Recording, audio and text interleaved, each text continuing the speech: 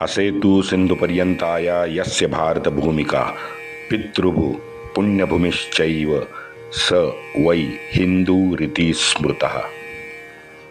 भारत भू का सच्चा छिपाया गया इतिहास आपके समक्ष रखने का हमारा प्रामाणिक प्रयास है।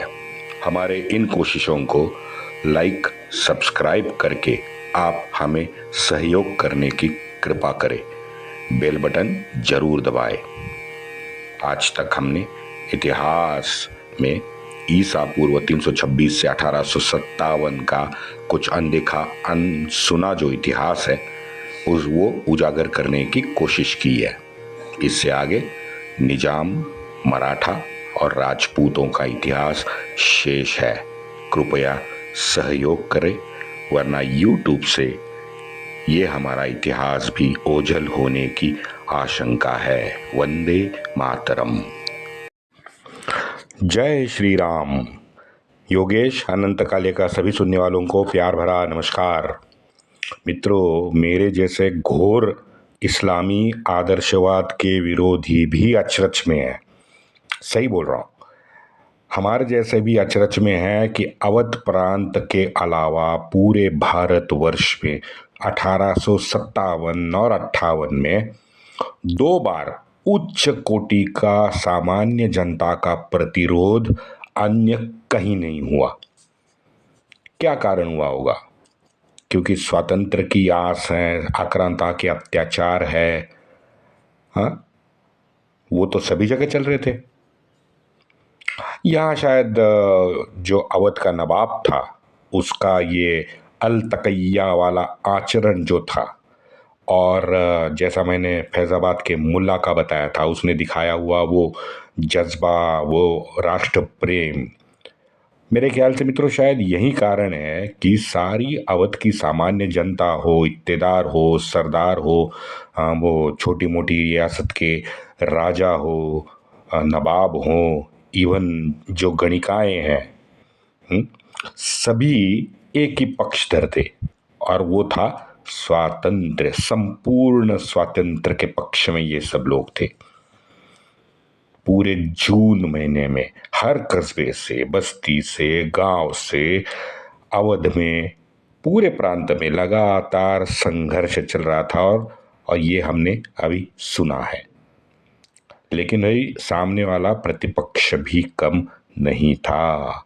अवध में खुद शातिर सियार, हेनरी लॉरेंस, कॉलिन कैम्बेल, वो राक्षस नील आउट्रम जैसे नराधम भी रणधुरंधर बैठे थे। उनके पास गुरखा, सिख और तमिल बटालियन भी थी जो सबसे ज्यादा अंग्रेजों की वफादार थी। गुरखा तो खैर अलग प्रांत से थे। और एक बात बताओ, 1850 में तेज बहादुर को ये रानी ने लंदन बुला के हर प्रकार के आमिष दिखा के उसको अपने पक्ष में कर दिया था। मित्रों, आप एक बात बताओ, अब सभी पूरे विश्व में सभी खंडों में ये लूट मचाने वाले गोरे लुटेरे नराधम और ये उसकी अहंकारी रानी विश्व के एक खंड के एक छोटे से यानी आकार और हैसियत दोनों में भी सबसे छोटा जो राज्य है उसके प्रमुख को अपना समय ये अहंकारी रानी क्यों देगी भला? सोच के देखो आप। लेकिन विक्टोरिया ने स्वयं तेज बहादुर से बात की। ये गुरखा रेजिमेंट बनने का कारण है। सिखों का भाई मैंने कम से कम 20-25 एपिसोड में बताया है। बस मोटा मोटी यही है। 1838 तक जिन मोमिनों को सिखों ने मार मार के उनकी धोती और बाकी के कपड़े निकाल के उनको नंगा करके फिर उनको सलवार पहनाई थी, जिन्होंने हमारे सबके पूज्य जो गुरु हैं उनको बड़े बेदर्दी से मारा था। अब उस नालायक नशेड़ी इस्लामी खानदान का जो वंशज था बुड्ढा, अब बुड्ढे जफर के नेतृत्व को पूरा सिख समाज कैसे स्वीकार करता, आप सोच के देखो। ये तो हो गई सिखों की बात। अब तमिलों की देखते हैं।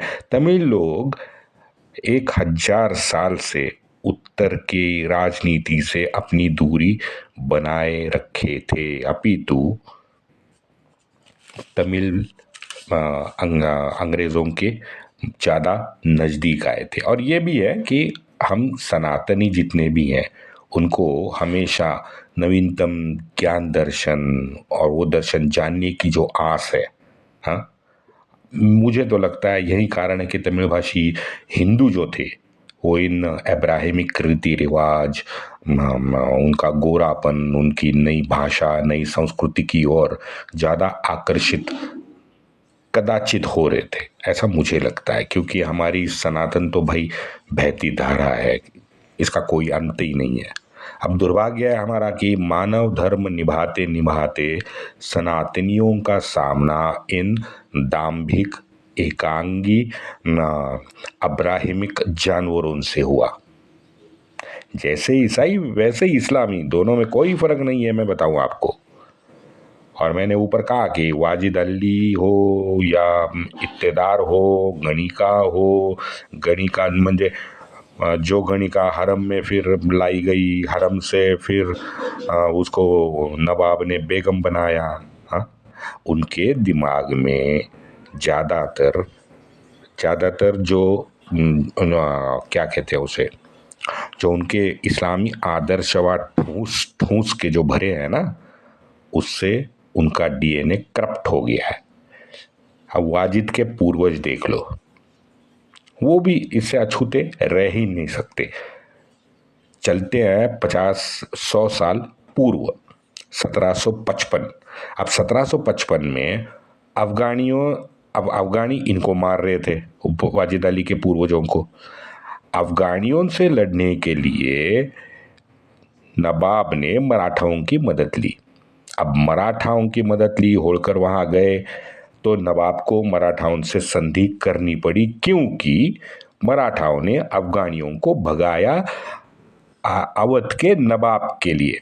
अब उस संधि में अयोध्या, काशी और मथुरा, ये तीनों पवित्र स्थल मराठाओं को सौंपने की शर्त थी, जिसको स्वीकृति नवाब को देनी पड़ी। ठीक है। और फिर बाद में आपको सबको मालूम है, और बड़े किताब में भी वो लिखी हुई बात है कि हे मोमिन, जब तुम संख्या में कम हो तो प्राण जाने की नौबत आ जाए तो काफिर से प्यार दिखाओ, उसका विश्वास संपादन करो, और जब उपरोक्त संख्या में तुम सत्ता में आ जाओ तो काफिर के सामने 3 शर्तें रखो: धर्म परिवर्तन, जिजिया या मौत। मोमिन कयामत के दिन तक सारे अश्रद्धावान बुत परस्तों का नाश तुम पे फर्ज है ना। बार बार हमने बहुत बार ये पढ़ा भी है। तो भाई आप मुझे समझाओ कि अब अवध की जो रियासत थी वो मोमिनों की थी, नवाब था मोमिनों का, तो उसका दोगलापन, उसकी वो झूठी सनद और वो की गई संधियों से मुंह मोड़ना, मदद करने वालों के ही पीठ में छुरा मारना, ये तो मोमिनों की पहचान है। हम 1500 साल से वही देख रहे हैं। तो अवध राज्य ने भी मराठाओं से किया हुआ जो वादा था, जो संधि थी, वो कभी निभाई नहीं।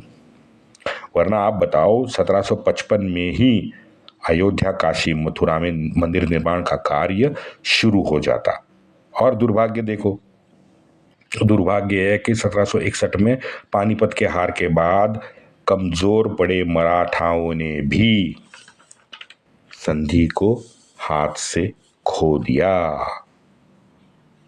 अब खो दिया, उनके पास ताकत ही बची नहीं थी, कुछ भी कहो, लेकिन ये घटनाक्रम है की संधि का सम्मान मुझे तो लगता है दोनों ने नहीं किया है, ना मराठाओं ने किया, मोमिन का तो प्रश्न ही नहीं है। और वहाँ अवध में अत्याचारी आक्रांता के प्रति क्रोधित होके अवध की पूरी जनता, जैसे मैंने अभी बताया, कस्बा हो, सूबा हो, गांव हो, सारे गांव से ब्रिटिश फौजों को मार मार के काट के लखनऊ के एक छोटे से क्षेत्र रेसिडेंसी में एकत्रित होने पे मजबूर किया। और फिर आ गया 30 जून। 30 जून को तो हमें पता है कि चिन्हट में अपने तोपों का जो गोला गोला निकलता है ना, तो जैसे तोप का गोला आगे निकलता है, पीछे लोहे के टुकड़े निकलते हैं, बड़ी तेजी से आते हैं, और उस लोहों के टुकड़ों से हमारा ये पहलवान हेनरी लॉरेंस जख्मी हो गया। ये हमने सुना है अभी। तो ये जख्मी हेनरी लॉरेंस लखनऊ भागा। अब लखनऊ में वहाँ पे गया आराम करने के लिए, लेकिन जैसे लखनऊ रेसिडेंसी में पहुंचा, सामने देखा तो डरी सहमी अंग्रेजी सामान्य आवाम तथा फौजियों के परिवार वाले। अब उनको डरा हुआ देखा तो उनको धीर देने में हेनरी जुट गया।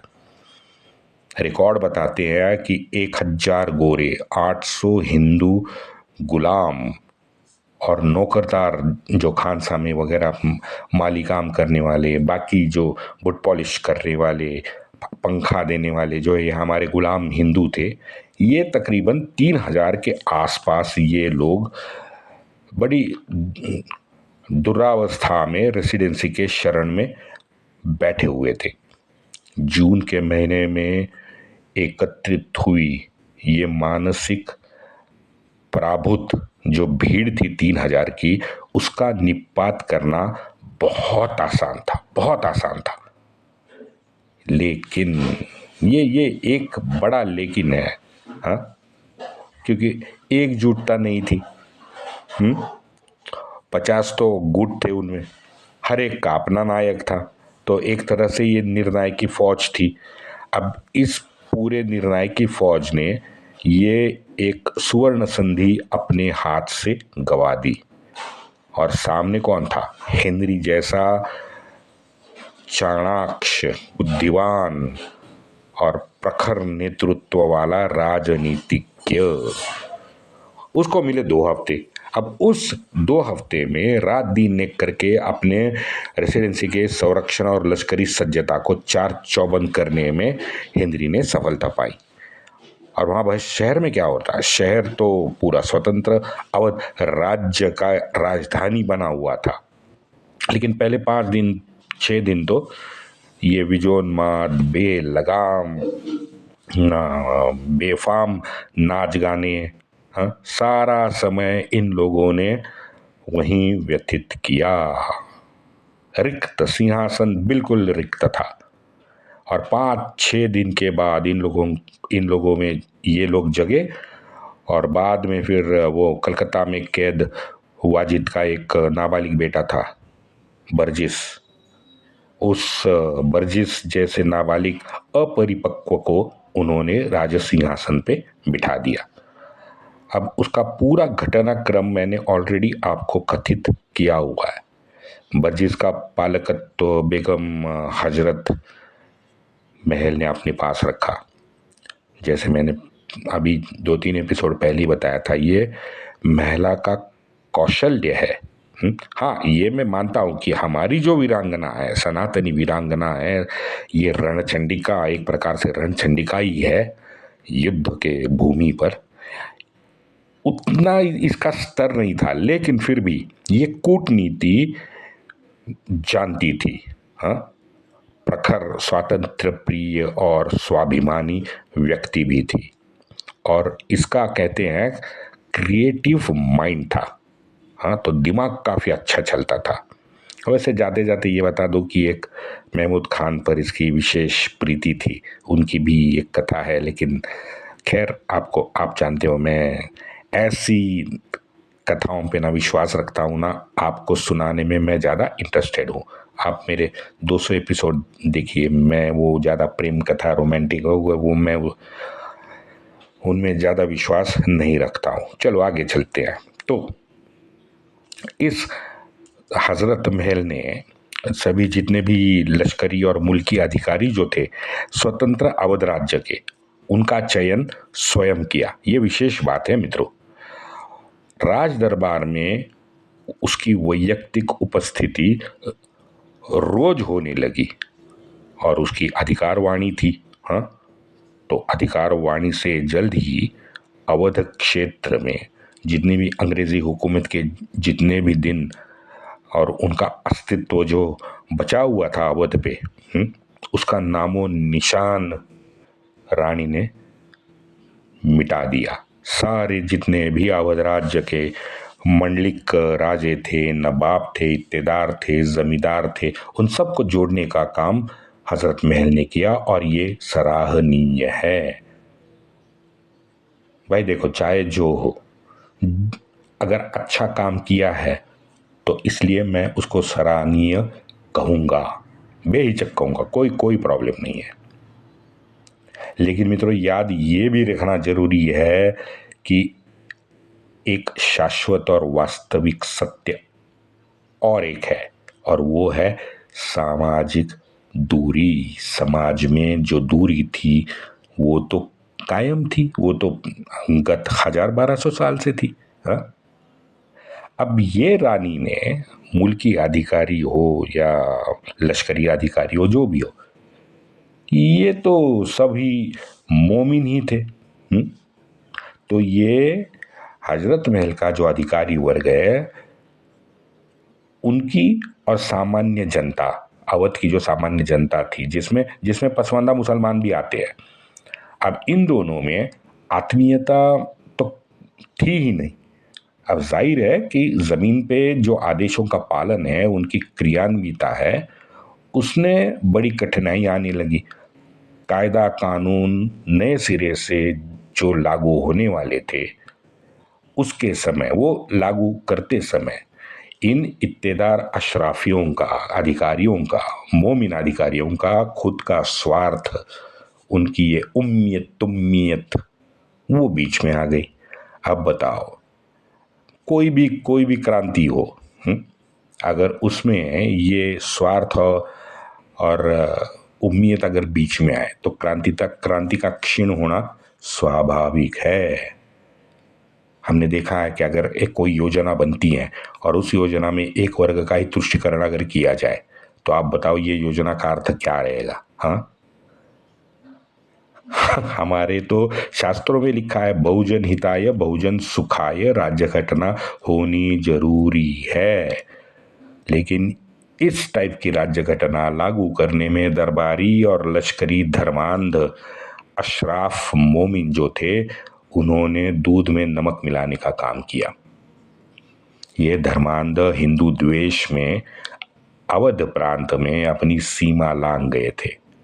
खुद हजरत महल का आदेश उन्होंने अमान्य किया था। ऐसे अमान्य करने वाले बेमुरव्वत खोर अशराफियों ने बेशिस्त और जुल्म ढाना जनते पे शुरू किया था, और इतना होते हुए भी पूरे स्वातंत्र्य युद्ध में सबसे लंबा खींचा ये युद्ध है। अब बताओ, चलते हैं 20 जुलाई 1857 के शाम को सारे राष्ट्रवादियों ने अपने तोपों को विश्राम दिया था।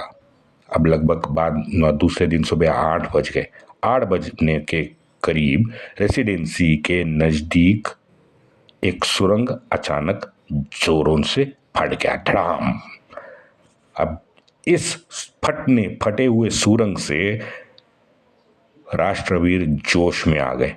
उन्होंने अचानक रेडनवर और 19 के घर पे गोलीबारी शुरू कर दी। ये 19 कमांडर था बाय द वे, और रेडनवर था वो मेजर था। उन्होंने 19 के घर पे गोलीबारी शुरू की। अब ये कानपुर बैटरी हो, उन पर भी गोले दागे। बाकी के सैनिकों ने बायोनेट से, बंदूकों की गोली से बरसात शुरू की। और इसी के बीच अपना एक वीर्यवान राष्ट्रवीर झंडा लेके चलो बहादुरों का नारा देके कानपुर वालों के जो तोपखाना था वो तोपखाना एक खंडक में था, वो खड्डा बिड्डा किया हुआ था, तो वो खड्डे भी उसने छलांग मार दी अपने भाई। अब बताओ, हाँ, मरना तय था ठीक है, लेकिन उसने बेडर होके चलो बहादुरों का नारा देके कानपुर का जो तोपखाना आया था अंग्रेजों का, उसके खंदक में छलांग मार दी। अब पहली पंक्ति में आगे बढ़ने वाले कुछ राष्ट्रवीर जब जैसे पीछे हटने लगे थे ना, तो पीछे सीढ़ी लगाने वाले जो हमारे राष्ट्रवीर थे उन्होंने कमाल कर दी। ये जो डरपोक थे जिनको सीढ़ी नीचे लगाई हुई थी, इन नीचे वालों ने सीढ़ी निकाल दी। अब बताओ, तो बहुत सारे तो ऊपर जो डरे हुए हमारे राष्ट्रवीर थे वो फिरंगों की गोली से हुतात्मा हो गए। भाई एक गया, दूसरा गया, तीसरा गया, कतार में तो बहुत सारे लोग थे और सभी डरे हुए नहीं थे, पहली पंक्ति के कुछ डरे हुए थे। लेकिन गोरों को ये पता होना चाहिए था, गोरे सुन लो भाई, कितने को मारोगे? यहाँ तो समर देवता को रक्त तिलक लगाने की परंपरा है गत 10,000 साल से, कब समझोगे? कितने को मारोगे? हाँ, सारे वार छाती पे लेने वाले ये हमारे राष्ट्रवीर है, ये इनको तुम नहीं समझ पाओगे। इस हमले के बाद राष्ट्रवीर लगातार बार बार कोशिश कर रहे थे। इसने खुद लिखा है, बंड वालों ने 37 बार सुरुंग लगाया, सुरुंग लगाते समय उनकी तोपें हम पर आग बरस रही थी। बाकी दिन और रात छोटी मोटी लड़ाइयां अखंड यहां चल रही है, उसके साथ कपट भी है, कारस्थान भी है, फितूरी भी है। मित्रों, अंग्रेजों के एकनिष्ठ जितने भी हमारे ये नेटिव काले सोजिर थे ना, सिख रेजिमेंट वाले भी थे, तो उनसे भी हमारे राष्ट्रवीरों की मुठभेड़ चल रही थी। वैसे सावरकर जी ने एक कमाल की घटना बताई है, ये बाकी अन्य कहीं भी नहीं है, चार्ल्स बॉल्स के पुस्तक में है, सिर्फ चार्ल्स बॉल्स का जो पुस्तक है उसमें है और सावरकर जी के ग्रंथ में है। सावरकर जी ने लिखा है कि नवाब वाजिद अली शाह के पास एक दक्षिण अफ्रीकी खोजा गुलाम था। कमाल है। अब इसका खौफ इतना था ये नीगर का कि अंग्रेज भी उसको जानते थे, अंग्रेजों ने उसको ओथेल्लो नाम दिया था। कमाल की बात है। चार्ल्स बॉल्स ने भी अपनी पुस्तक में लिखा है, मेरे पास है पुस्तक, वो चार्ल्स बॉल्स में लिखा है कि इस राक्षस ने जोहान्स के घर के ऊपर बंदर की तरह बैठकर सबसे ज्यादा अंग्रेजों का कत्ल किया है। यह आश्चर्यकारक है कि कोई हिंदुस्तानी राष्ट्रद्रोही सैनिक से ज्यादा ये काला राक्षस अंग्रेज गोरे के खून का प्यासा है। ये चार्ल्स बॉल्स लिखता है, यानी उसका खौफ जरूर अंग्रेजों के मन में बैठा ही होगा, तभी तो इतनी ऐसी इस प्रकार की भाषा चार्ल्स बॉल्स ने लिखी है। चलो, वहाँ चिन्हट में जख्मी हुआ हेनरी बिस्तर में 2 महीने के बाद वहाँ पे रेसिडेंसी लखनऊ में मर गया। राष्ट्रवीरों के तटबंदी के बाहर लगातार राष्ट्रवीरों का जो बेड़ा था वो राष्ट्रवीर कसते जा रहे थे, हमले में तेजी ला रहे थे। अब हेनरी मर गया, हेनरी की जगह पे मेजर बैंक्स को चीफ कमिश्नर बनाया गया। अब ये बैंक्स क्या नसीब देखो, चीफ कमिश्नर बन गया। 48 घंटे बाद, मात्र 2 दिन के बाद राष्ट्रवीरों के गोली का ये शिकार बन गया। 2 दिन में गोरों ने अपने दोनों चीफ कमिश्नर को वहां लखनऊ में खो दिया। हेनरी के मारे जाने से शुरू ये कहानी, फिर आगे वो उदा देवी का वगैरह, बाकी तो मैंने आपको बताया 2200 वीरों के अमर का था, वो तो बतानी जरूरी थी। हाँ, वो तो हमने देख लिया। और एक सावरकर जी ने बड़ा कमाल का एक किस्सा सुनाया है, वो किस्सा हम सुनते हैं आखिर में। सावरकर जी कहते हैं एक और हमारा असल भारतीय सनातनी राष्ट्रद्रोही था, उसका नाम था अंगद। अब ये बंदा अंग्रेज फौज में नौकरी कर रहा था। अब पता नहीं अंग्रेजों ने उस पर क्या जादू कर दिया था कि ये कानपुर में पूरी सर्विस अंग्रेजों के लिए करके ये रिटायर्ड हुआ था कानपुर में। तुरंत गोरे की सेवा में ये रिटायरमेंट के बाद भी लखनऊ पहुंचा।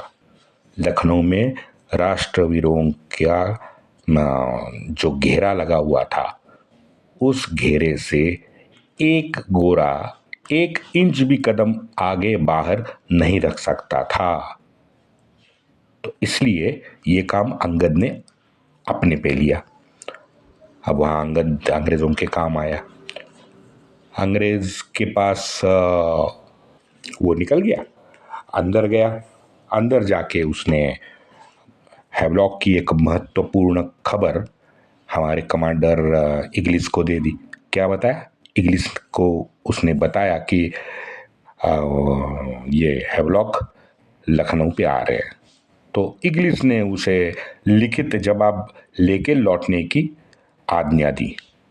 हमारा अंगद, हाँ, प्योर नौकर, एकदम निष्ठावान नौकर गोरे का, दौड़ दौड़ के हैवलॉक के पास 22 तारीख को निकल गया। अब 22 तारीख को लखनऊ से निकला अंगद, 25 को फिर लखनऊ ले लौटा, स्वयं हैवलॉक ने लिखे पत्र के साथ। स्वामी निष्ठा देखो बंदे की। हैवलॉक ने पत्र लिखा, जो भी परिस्थिति हो हम सबल सेना लेके आ रहे हैं, अगले 6 दिन में लखनऊ मुक्त होकर रहेगा। Henry Havelock.